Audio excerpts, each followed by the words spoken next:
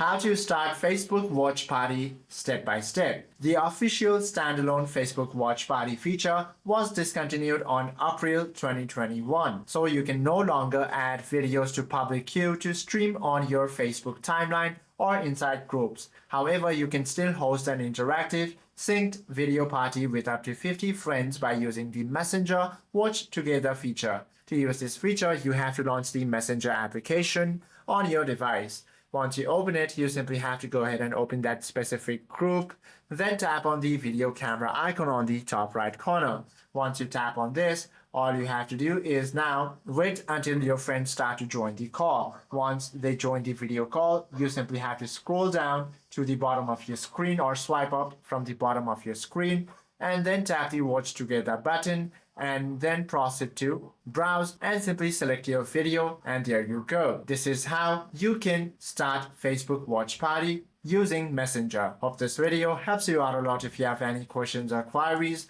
do comment down below.